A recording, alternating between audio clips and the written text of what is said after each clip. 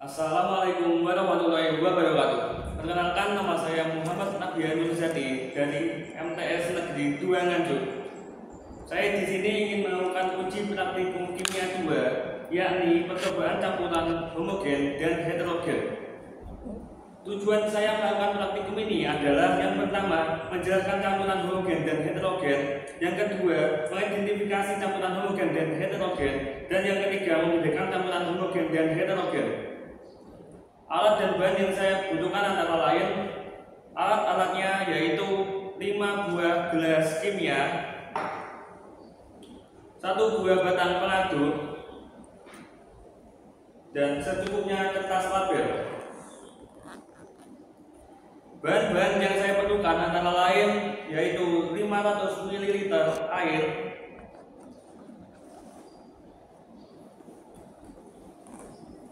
35 gram NaCl atau garam, 35 gram pasir, 35 gram gula, 35 gram CaCO3 atau batu kapur, dan yang terakhir 35 gram serbuk Fe atau serbuk besi. Langkah-langkah atau prosedur kerja yang saya lakukan antara lain yang pertama, siapkan alat dan bahan yang dibutuhkan. Lanjut ke langkah kedua, yakni beri label pada masing-masing gelas kimia A, B, C sampai E.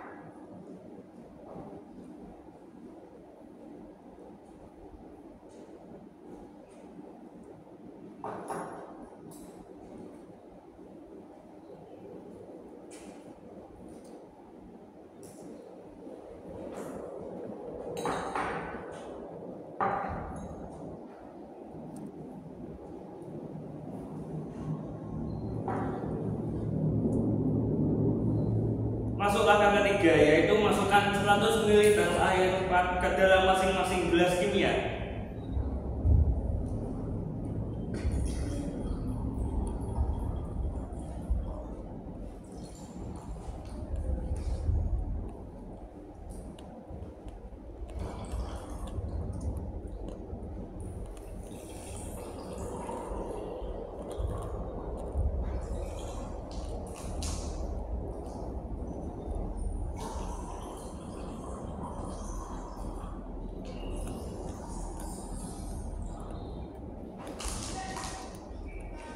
Langkah keempat, yaitu masukkan 35 gram NaCl atau garam dapur ke gelas A yang telah berisi air.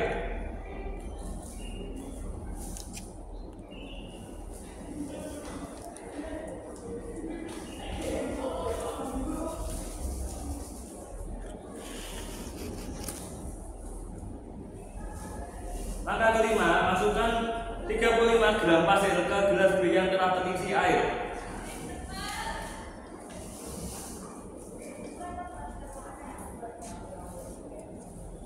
Langkah ke-6, masukkan 35 gram gula ke gelas C.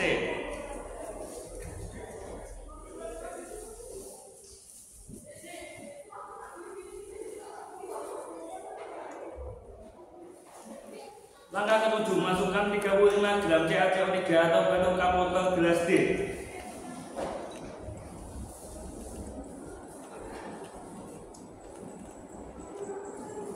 Dan langkah ke-8, masukkan 35 gram serbuk Fe atau serbuk besi ke gelas E.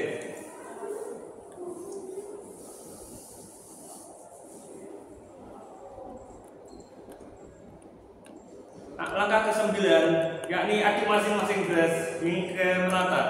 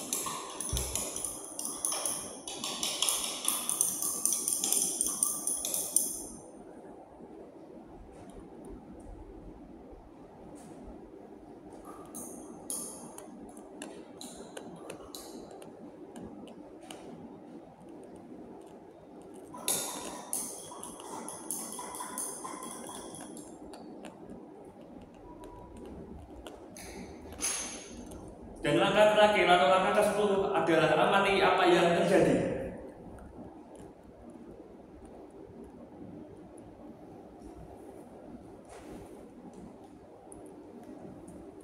Jadi percobaan yang telah saya lakukan tadi, didapatkanlah beberapa data hasil pengamatan.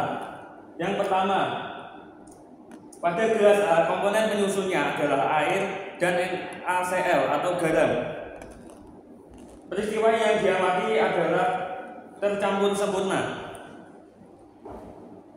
Pada gelas B, komponen penyusunnya adalah air dan pasir.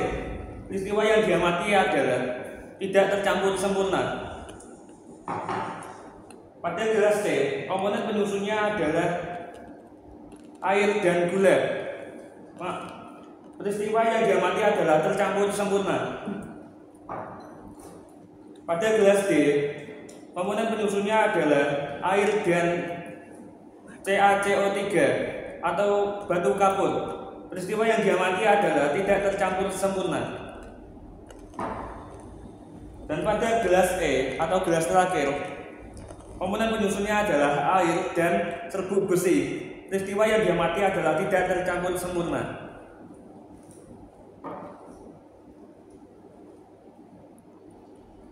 Jadi hasil data pengamatan tadi, maka kita bisa menjawab beberapa pertanyaan diskusi. Pertanyaan pertama, sebutkan zat pelarut dan terlarut dari masing-masing percobaan. Pada gelas A, zat pelarutnya adalah air dan zat terlarutnya adalah NaCl atau garam dapur. Yang kedua, pada gelas B, zat pelarutnya adalah air dan zat terlarutnya adalah pasir. Pada gelas ketiga atau gelas C, zat pelarutnya adalah air dan zat terlarutnya adalah gula. Pada gelas keempat, zat pelarutnya adalah air dan zat terlarutnya adalah CaCO3. Dan pada gelas terakhir atau gelas E, zat pelarutnya adalah air dan zat terlarutnya adalah serbuk Fe. Pertanyaan kedua, sebutkan variabel kontrol bebas dan terikat pada percobaan yang telah kalian lakukan. Variabel kontrol dari percobaan 1 hingga ke-5 yaitu sama, yaitu volume air yang dimasukkan sama-sama 100 ml, besar Z, massa Z yang dimasukkan sama-sama 35 gram, dan jenis wadah sama, yakni gelas kimia. Variabel bebasnya yaitu pada gelas A yakni NaCl atau garam dapur, pada gelas B ada pasir, pada gelas C ada gula, pada gelas D ada CaCO3 atau batu kapur, dan pada gelas E adalah serbuk besi. Variabel terikat dari percobaan 1 sampai 5 adalah sama, yakni mengadukan. Lanjut ke pertanyaan nomor 3. Bagaimana keadaan kelima gelas kimia setelah dilakukan pengadukan? Pada gelas A dan juga gelas C, air dan zat terlarutnya tercampur sempurna sehingga tidak terdapat endapan di dasar air. Dan pada gelas B, D, dan juga E, zat terlarut tidak tercampur sempurna sehingga masih terdapat endapan di dasar air. Lanjut ke soal nomor 4. Berdasarkan percobaan yang telah kalian lakukan, gelas manakah yang termasuk campuran homogen dan berikan alasannya. Dalam praktikum hasil campuran homogen terdapat pada gelas A dan pada gelas C. Mengapa demikian? Karena pada gelas A, garam tercampur sempurna dan tidak ada sedikit pun endapan di dasar air. Begitu pula pada gelas C, gula tercampur sempurna di dalam air dan tidak terdapat endapan sedikit pun di dalam air. Lanjut ke soal nomor 5. Berdasarkan percobaan yang telah kalian lakukan, gelas manakah yang termasuk dalam campuran heterogen dan berikan alasannya. Yang termasuk gelas yang termasuk campuran homogen Jadi hasil percobaan yang saya telah lakukan tadi adalah pada gelas B, gelas D, dan gelas E. Mengapa demikian? Pada gelas B, pasien tidak dapat tercampur dengan air dan banyak terdapat di dasar air. Begitu pula pada gelas D dan gelas E. CaCO3 dan serbuk besi tidak dapat tercampur sempurna di dalam air dan terdapat di dasar air. Kesimpulannya adalah zat homogen adalah pencampuran homogen adalah pencampuran dua atau lebih zat yang apabila dicampur akan tercampur sempurna. Seperti halnya pada gelas A dan gelas C, tidak terdapat zat sisa sedikit pun di dasar air.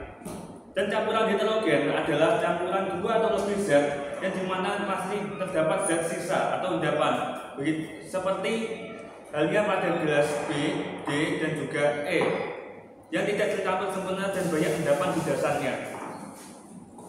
Sekian uji praktikum dari saya, kurang lebihnya saya mohon maaf. Wassalamualaikum warahmatullahi wabarakatuh.